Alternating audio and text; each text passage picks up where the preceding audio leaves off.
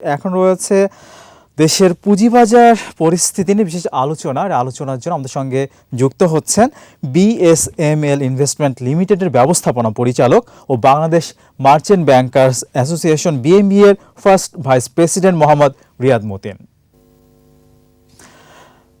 মোহাম্মদ রিয়াদ মতিন, আপনাকে স্বাগত। হ্যাঁ, ওয়ালাইকুম আসসালাম। আমরা শুনছিলাম আসলে একটা নেগেটিভ ট্রেন্ড আমরা দেখতে পাচ্ছি, একটা টানা নেগেটিভ ট্রেন্ড আসলে 3 বছরের মধ্যে সর্বনিম্ন একটা পর্যায়ে আমরা অবস্থান করছি।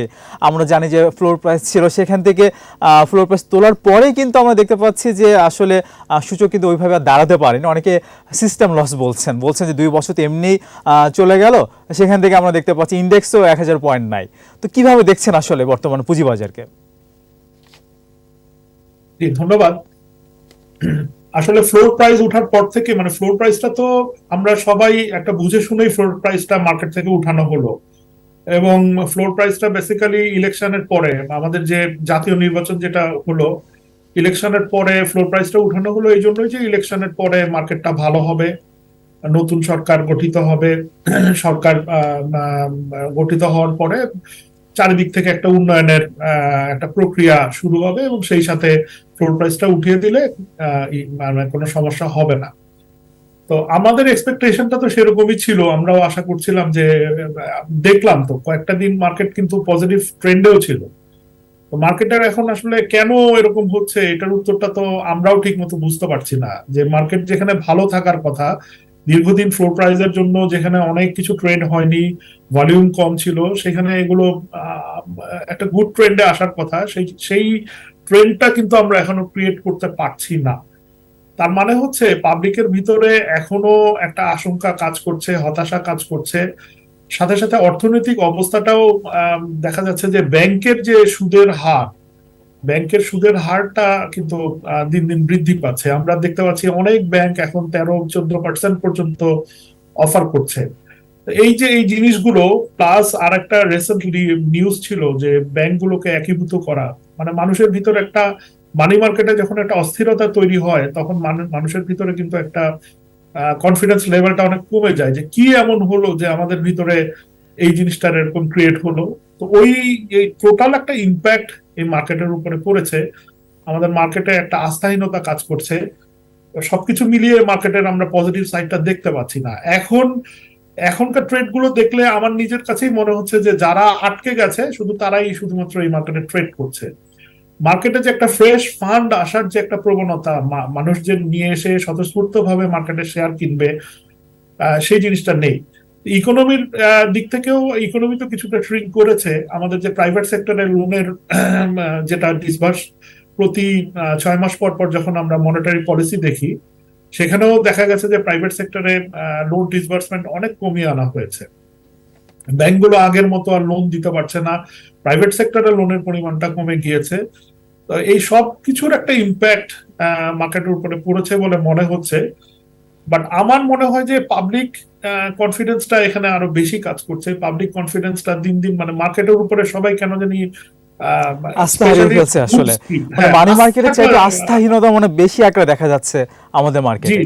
আমরা জানি যে আপস হবে, ডাউন হবে, কিন্তু আমাদের শুধু ডাউন দেখতে পাচ্ছি আমরা। 2010-এর পরে আমরা একটা প্রত্যাশা করেছিলাম, কিন্তু সেই প্রত্যাশা জায়গায় আমরা একদমই যেতে পারিনি। আমরা কিন্তু পার্শ্ববর্তী দেশগুলোকে দেখতে পাচ্ছি যে 20,000 থেকে 70,000 চলে যাচ্ছে, 60,000 চলে যাচ্ছে ইন্ডেক্স, কিন্তু আমরা কিন্তু সেই আগের অবস্থা থেকেও আসলে নিচেই বলা যায়, কারণ অনেক কোম্পানি কিন্তু লিস্টেড হয়েছে, তারপরেও কিন্তু আসলে ইন্ডেক্সের আসলে কোনো উন্নয়ন হয়নি। আপনি ফ্রেশ ফান্ডের কথা বলছিলেন, তো ফ্রেশ ফান্ডও নেই আসলে। তাহলে কি আসলে সলিউশনটা কি হতে পারে? সুশাসন কিভাবে? ফ্রেশ ফান্ডটা বেসিক্যালি আসে তো মোটামুটি আইপিও গুলা যখন পারমিশন দেওয়া হয়। এখন সমস্যাটা হচ্ছে যে উভয় সংকটের মতোই ব্যাপার, আইপিও বেশি আসলেও প্রশ্নের সম্মুখীন হতে হচ্ছে যে এত আইপিও কেন আসছে। আবার আইপিও না আসলেও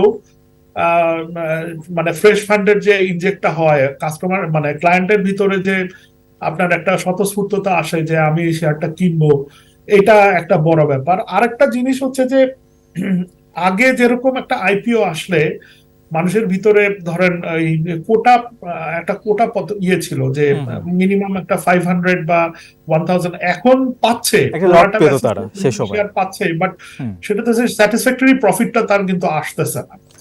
যার জন্য 40-50টা শেয়ার সে পাচ্ছে, সেটা আসলে খুবই সামান্য।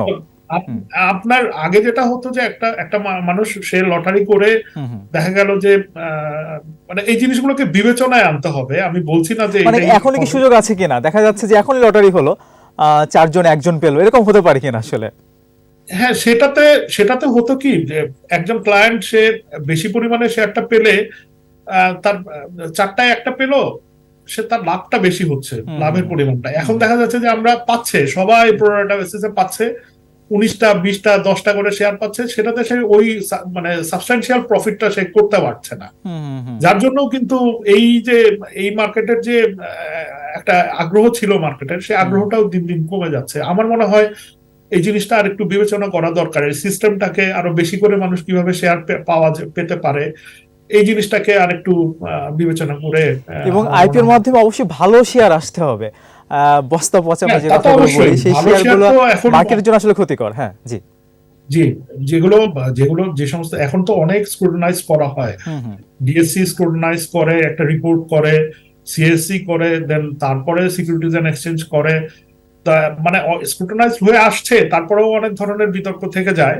বাট আমার মনে হয় যে এই জিনিসগুলোকে ওভারকাম করে আমাদেরকে ভালো আইপিও নিয়ে আসার চিন্তা ভাবনা করতে হবে। অবশ্যই মার্কেটের জন্য খুবই দরকার। আমরা ছোট্ট একটা বিরতি নিয়ে আসি, তারপরে আমরা আরো এ বিষয়ে নিয়ে কথা বলবো। ছোট্ট একটা বিরতি নিচ্ছি। দর্শক আমাদের সাথে থাকুন, নিচ্ছি ছোট্ট একটা বিরতি।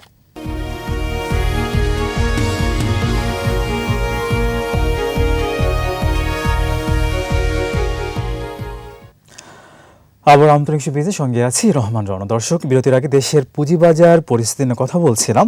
বিএসএমএল ইনভেস্টমেন্ট লিমিটেডের ব্যবস্থাপনা পরিচালক ও Bangladesh merchant bankers association BMB এর first vice president Mohammad Riyad মতিনের সঙ্গে আবার ফিরছি আলোচনায়। মোহাম্মদ রিয়াদ মতিন, আসলে পজিটিভ কিছু আসলে আমরা শুনতে পাচ্ছি না মার্কেটের জন্য। পজিটিভটাও যদি কিছু থাকে সেটা আমাদেরকে বলবেন। তার আগে একটু জানতে চাই যে সমন্বয়হীনতার কথা আমরা শুনি অনেক সময়, নিয়মিত সংস্থার মধ্যে সমন্বয়হীনতা, অথবা স্টেক হোল্ডার আমরা যারা আছি, DSC, CSC, Bangladesh bank, media, তাদের মধ্যেও আসলে একটা মানে তাদেরও একটা দায়িত্ব আছে মার্কেটের জন্য। তো কিভাবে দেখছেন স্টেক হোল্ডারদের ভূমিকাটা? আপনারা যারা বিএমবিএতে আছেন তাদেরও একটা ভূমিকা আছে, সবার ভূমিকাটা আসলে কেমন হওয়া উচিত আসলে মার্কেটের জন্য, মার্কেটের উন্নয়নের জন্য? তা আসলে যে কোনো পরিস্থিতিতে তো আমরা সবসময় পজিটিভ থাকি, মানে আমরা ইন্টারমিডিয়ারিজ যারা, আমরা সবসময় পজিটিভ, আগেও ছিলাম, এখনো আছি, ভবিষ্যতেও থাকবো। কারণ আমরা যদি পজিটিভ না থাকি তাহলে তো আমাদের উপরে যদি আমাদের যদি নেগেটিভ মনোভাবটা মানুষ দেখে, তাহলে তো মানুষ আর কি আসবে এই মার্কেটে। সো যে কোনো পরিস্থিতিতেই দেখেন, এই যে এতগুলো বিশ্লেষণ আমরা করছি, যে এটা তো কাইন্ড অফ এক্সকিউজই বলা যায়, ঠিক না? যে এই কারণে মার্কেট ভালো হচ্ছে না, কেন করছি? কারণ এগুলো পজিটিভ সাইড থেকেই করছি। মার্কেটটা যেটা মার্কেটের যে ট্রেন্ডটা আমরা আনতে পারছি না, যেমন 2021-এ মার্কেটটা কেন ভালো হলো, মার্কেট কিন্তু মানুষজন ভালো স্ক্রিপ্ট কেনা শুরু করলো। একটা জিনিস খেয়াল করুন, মার্কেটে এখন যে সমস্ত স্ক্রিপ্ট অবহেলিত, আমরা যেগুলোকে ব্লু চিপস বলি, ব্লু চিপস কি মানুষ এখন কিনছে? আপনি দেখেন ব্রিটিশ আমেরিকান টোবাকোর শেয়ার গুলো কোথায় পড়ে আছে, অথচ তারা ডিভিডেন্ড ভালো মতো দিচ্ছে।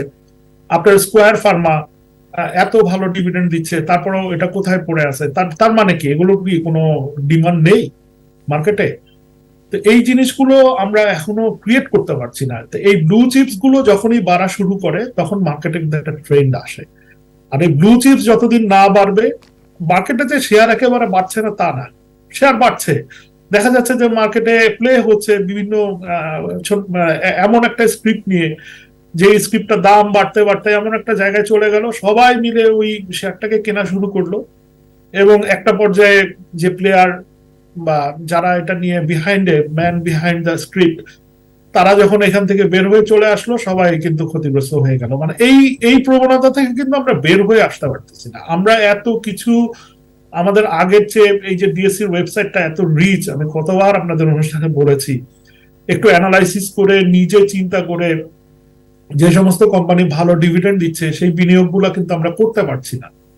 যার জন্য হচ্ছে কি, আমাদের এই ট্রেন্ড যতক্ষণ না আসবে ভালো স্ক্রিপ্টের দিকে, একটু লং টার্ম বিনিয়োগের দিকে, আমরা আজকে বিনিয়োগ করছি, 4-5 দিনের মধ্যে একটা নিউজ পাচ্ছি যে এই শেয়ারটা 3-4 দিনের মধ্যে, এই প্রবণতা থেকে আমরা বের হইতে পারতেছি না। আমরা যখন বাহিরের কোনো স্টক এক্সচেঞ্জ গুলো কারোর সাথে কথা বলি, লন্ডন স্টক এক্সচেঞ্জ বলেন, করাচি বলেন, মুম্বাই স্টক এক্সচেঞ্জ বা ইন্ডিয়ান যে স্টক এক্সচেঞ্জ গুলো আছে, এখানে দেখবেন এখানে মানুষজন কিন্তু মানে তাদের যারা বিনিয়োগকারী তাদের কিন্তু স্ট্রেংথ থাকে, একটা শক্ত একটা ইয়ে থাকে যে সে নিজে বুঝে এবং তার নিজস্ব একটা ডিসিশন থাকে। আমাদের এই প্রবণতাগুলা এখনো মানে আমি কেন জানি দেখতে পাচ্ছি যে মানুষের সেই প্রবণতাগুলো এখনো আসছে না, যে সে ডিভিডেন্ড ওরিয়েন্টেড করাতে পারছি না আমরা মানুষকে, যে একটা ভালো ব্লু চিপসে বিনিয়োগ করব। এই জিনিসগুলো না, এই সার্কেল গুলো আস্তে আস্তে আমি দেখলাম মার্কেট থেকে বলতে গেলে আমাদের এখানে অনেকটা মানে গত 5 বছরের চেয়ে 10 বছরের চেয়ে আমরা বরঞ্চ এই এই প্রবণতা থেকে মানুষ বের হয়ে চলে আসছে। মানুষের ভিতরে কাজ করতেছে অমুক শেয়ারটা 200% 300% বাড়বে, আমরা সেই শেয়ারের পিছনে দৌড়াচ্ছি এবং সেই শেয়ারের পিছনে দৌড়াতে যেয়ে আমরা সবাই কিন্তু আলটিমেটলি লুজার হচ্ছি। ব্লু চিপস বলে এখন আর ইয়েতে নাই। আপনি দেখেন আমাদের টপ 20-তে যে শেয়ার গুলো আছে সেই শেয়ার গুলোর মধ্যে কয়টা ব্লু চিপস আছে আজকে। মজার ব্যাপার সেসব শেয়ার বাড়তেই থাকে, ওইভাবে কিন্তু ইনকোয়ারি আমরা দেখতে পাই না। একদম শেষ পর্যায়ে যে আমরা আসলে দেখি কিছু একটা, কিন্তু অনেক শেষ পর্যায়ে যে কিভাবে দেখেন বিষয়টা। এটাই তো মার্কেটের দৈন্যদশার একটা বড় পরিচয়, যে যেই মার্কেটে ভালো শেয়ার ট্রেড হয় না, যে মার্কেটে ভালো শেয়ার কিনলে মানুষ লুজার হচ্ছে, আপনার সেখানে তো মানুষ এই জন্য আসতে চাচ্ছে না। গত কয়েকদিন আগে আমার সাথে এক ভদ্রলোক, উনি অনেক টাকা বিনিয়োগ করেছিলেন ব্রিটিশ আমেরিকান টোবাকোতে, তো বললো যে ভাই আমি এখন অনেক টাকা লসে আছি। মানে উনি বিনিয়োগ করে যে এই যে মানে বসে আছেন, এটা এটা ইটস এ গুড সাইন, ওনার জন্য গুড সাইন। বাট এই যে ভালো শেয়ার কিনলে মানুষের লস হচ্ছে বা দীর্ঘদিন ধরে সে বসে আছে পড়ে যাচ্ছে, জিনিসটা আবার নতুন কোনো বায়ার আমরা ক্রিয়েট করতে পারছি না, যাদের মাধ্যমে এটার একটা ইয়ে হবে, সার্কেলটা উপরের দিকে যাওয়ার মতো একটা সাইকেল আসবে, সব সময়ের একটা ট্রেন্ড আসবে, সেই জিনিসটা আমরা ক্রিয়েট করতে পারছি না। তো যার জন্য এই এই প্রবণতা, যখন ডিভিডেন্ড ওরিয়েন্টেড প্রবণতা মানুষের ভিতরে যতক্ষণ না আসবে, খুব শর্ট টার্মের জন্য মানুষের ভিতরে ক্যাপিটাল গেইনের প্রতি আসলে ঝোঁকটা বেশি, ডিভিডেন্ড গেইনের ক্যাপিটাল গেইনের উপরে ঝোঁক থাকবে, তখন মানুষের কিন্তু এই মার্কেটের এই পরিস্থিতিটা একটা কনফিডেন্স লেভেলটা লো হয়ে যাবে। কারণ এখানে তো সামবডি ইজ প্লেইং, কেউ একজন প্লে করছে মার্কেটটাকে আপনার ভোলাটাইল করে দিয়ে, একটা খুব অল্প সময়ের মধ্যে ভোলাটাইল করে সে তার বেনিফিটটা নিয়ে বের হয়ে যাচ্ছে। পাবলিকরা দিনের পর দিন লুজার হচ্ছে এবং মার্কেটের প্রতি তাদের একটা ব্যাড ইমপ্রেশন হচ্ছে, মার্কেট খারাপ হয়ে যাচ্ছে। একদম। আপনি যেটা বলছিলেন যে ব্যাড বিসি কিনে বসে আছেন, উনি যদি মার্জিন লোন নিয়ে আসলে এই ব্যবসাটা করতেন তার জন্য তো আরো বেশি ঝুঁকিপূর্ণ হতো, তাই নয় কি? মানে কিভাবে দেখেন মার্জিন লোন? হ্যাঁ, মার্জিন লোনের ব্যাপারে আসলে আমি স্ট্রিক্টলি বলবো যে মার্জিন লোন সবার আসলে নেওয়াটা ঠিক সবার জন্য না, আসলে মানে সবাই এটা ব্যবহার করতে পারে, যারা বেশি প্রফেশনাল। আমাদের আমি এই মানে মনে করি যে মার্জিন লোনের ব্যাপারে বেশ স্ট্রিক্ট থাকা উচিত, স্পেশালি যেহেতু আমাদের মার্চেন্ট ব্যাংক এবং ব্রোকারেজ হাউস আমরা এগুলো প্রোভাইড করি। আমাদের ক্লায়েন্ট টু ক্লায়েন্ট বেসিসে আমাদেরকে চিন্তা ভাবনা করতে হবে যে কোন ক্লায়েন্টটা মার্জিন লোন আসলে অ্যাফোর্ড করতে পারে। মানে সবাইকে গণহারে মার্জিন লোন দেওয়াটা ঠিক না, এই ব্যাপারে একটু স্ট্রিক্টলি আমাদের ইয়ে হওয়া উচিত। আমাদের নতুন রুলসও আসতেছে আমি শুনলাম, যেখানে বলা আছে যে মিনিমাম 10 লাখ টাকা আপনার নিচে বিনিয়োগ না থাকলে মার্জিন লোন দেওয়া হবে না। আমি তো মনে করি 10 লাখ কেন, এটা আরো বাড়ানো উচিত, এটাকে আরো বাড়ানো উচিত। আমাদের এসএমই সেক্টরে যেরকম 30 লাখ টাকা করা হচ্ছে, এরকম আরো চিন্তা ভাবনা করে মার্জিন লোন যারা করতে পারবে তাদের 2 ইয়ার্স এর এক্সপেরিয়েন্স থাকতে হবে, এই জাতীয় একটা চিন্তা ভাবনা মার্জিন লোনের ব্যাপারে থাকা উচিত। কারণ মার্জিন লোন আসলে খুব লং টার্মের জন্য মার্জিন লোন নিলে তো মানুষজন লুজার হবে এবং এটা অ্যাফোর্ড করতে পারে না, বহু মানে ছোট ক্লায়েন্টরা তো অ্যাফোর্ডই করতে পারে। এখন মার্কেটের জন্য আসলে পজিটিভ কোনো তথ্য আছে কিনা আপনার কাছে? মানে শুধু কি পড়তেই থাকবে আসলে, কি কোনো শেষ নেই? মানে আমি খুব মানে চিন্তা, এরকম গত তো 2010-এর পর থেকে ঈদের পরে এরকম একটানা মার্কেটের পতন কিন্তু আমি নিজেও খুব একটা চোখে পড়ছে বলে আমার মনে পড়ে না। মানে আই ওয়াজ এক্সপেক্টিং যে মার্কেট পজিটিভ হবে, ঈদের 2 দিন আগে 3 দিন আগে কিন্তু মার্কেটটা বেশ পজিটিভ ছিল। আশা করি মার্কেট ঘুরে যাবে। বাংলাদেশের যে অর্থনৈতিক সংকট, আমরা তো কেটে উঠছি। আমাদের এই যে আজকেও তো পেপারে দেখলাম যে আমাদের পাইপলাইনে প্রায় $31 বিলিয়ন মতো লোন আছে যেটা স্যাংশন হয়েছে।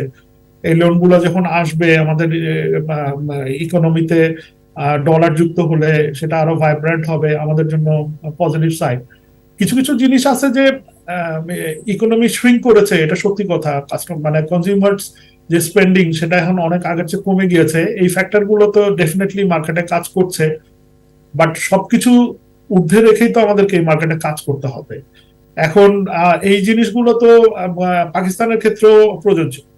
করাচি ইন্ডেক্স, করাচি আমরা স্টক এক্সচেঞ্জে আমরা যদি যাই, আমরা দেখবো যে তাদের ইকোনমি আমাদের চেয়ে দুর্বল অবস্থানের থেকেও তাদের ইকোনমিটা, তাদের স্টক মার্কেট কিন্তু একটা গ্রোথ দেখতে পাচ্ছি। তা আমার মনে হয় আসলে এই জিনিসগুলো মানে পুরোটাই ডিপেন্ড করে আমরা ট্রেন্ডের উপরে, আমরা কখন কি চিন্তা করছি। কারণ মার্কেটে দেখা যায় যে মার্কেট যখন ভালো হয়, 21-এ যখন মার্কেটটা ভালো হওয়া শুরু করলো, তখন কিন্তু 2,000-2,500 কোটি টাকার ট্রেড হয়ে গেল। এই জিনিসটা কেন হবে না? আমাদের এখন যে অবস্থাটা, তাতে আমাদের মিনিমাম 1,500 কোটি টাকার ট্রেড হওয়া মানে উচিত। মার্কেট একটু ভালো হতে গেলে আমরা দেখি যে কোথা থেকে যেন টাকা চলে আসে আসলে, তখন টাকা আসলে কোনো সংকট হয় না, যখন বিনিয়োগ করে বলছে যে কিনলে আমি লাভ করতে পারবো। আস্থার অভাব আছে, এবং মানুষজন মার্কেট পড়ে গেলে মানুষজন বিভিন্ন স্ক্রিপ্টে আটকে যায়, তখন তারা বিক্রি করতে পারে না, একটা স্ক্রিপ্ট থেকে তো আরেকটা স্ক্রিপ্টে মানে সুইচ করে। আর মার্কেট পজিটিভ থাকলে দাম বাড়লে সে একটা বেশি আরেকটা কিনতে আগ্রহী হয়, মানে সেই স্কোপটা তার থাকে, এবং অটোমেটিক আসলে টার্নওভারটাও আমরা দেখি যে বৃদ্ধি পায়। জি, সেটা সেটা তো আছেই, প্লাস ফ্রেশ ফান্ড একটা ইন করে, সব মিলেই তো পুরো মার্কেটটা। তো সেখানে এই গ্যাপ গুলো মানে confidence level, fresh fund injection, সবগুলো মিলেই একটা মনে করেন যে একটা প্রবলেম এর ইয়ে হয়ে আছে। এই মুহূর্তে আসলে প্রাতিষ্ঠানিক বিনিয়োগকারীদের আচরণটাকে কিভাবে দেখছেন? অনেকেরই এক্সপোজার ফুলফিল হয়ে গেছে, কিন্তু অনেকের কিন্তু এক্সপোজার এখনো বাকি আছে, তো তারা তো আসলে এই মুহূর্তে বিনিয়োগ করতে পারে, কিভাবে দেখছেন? না, প্রাতিষ্ঠানিক বিনিয়োগকারীরা তো আসলে, আমরা আমাদের যে এরিনাটা, আমাদের এরিনায় আমরা যতটুকু বুঝি যে মোটামুটি সবার যে ক্যাপাসিটি আছে, ক্যাপাসিটির অলমোস্ট মানে 80-90% পর্যন্তই সবাই তার ক্যাপাসিটিটা ফুলই বলা যায় যে সে তার প্রয়োগ করেছে। এবং আমরা বলতে গেলে আমরা সবাই তো লসেই আছি, আমরাও তো পারছি না এই মার্কেট থেকে একটা থেকে সুইচ করে আরেকটা যে আমরা যাব, সেটাও করতে পারছি না, আনলেস আমরা যদি লস বিয়ার না করি। তো আমরা তো, আমি বললামই যে আমরা সবসময় এই মার্কেটে আছি, থাকবো, ভবিষ্যতেও থাকবো, এবং আমাদেরকে আসলে এই মার্কেট নিয়েই তো আমাদের জীবন। আমরা যারা ইন্টারমিডিয়েট যারা আছি, আমরা এই মার্কেটকে ভালোবাসি, যে কোনো পরিস্থিতিতেই আমরা এই মার্কেটের সাথে থাকবো, এটাই স্বাভাবিক ব্যাপার। এবং অনেক খারাপ অবস্থা থেকে কিন্তু মার্কেট ঘুরেও গিয়েছে, আমরা কিন্তু এর আগে দেখেছি। তবে সেটাই তো বললাম যে আমরা সবসময় আশাবাদী, আমরা সবসময় পজিটিভ। হ্যাঁ, এই যে এত কিছু হচ্ছে, এর মধ্যে তো আমরা চলে যাচ্ছি, চালিয়ে যাচ্ছি। সেটাই, 300 ব্রোকারেজ হাউস তো চলছে আসলে, বাট আসলে চলার মতো চলা এটাকে বলে কিনা আমি জানি না।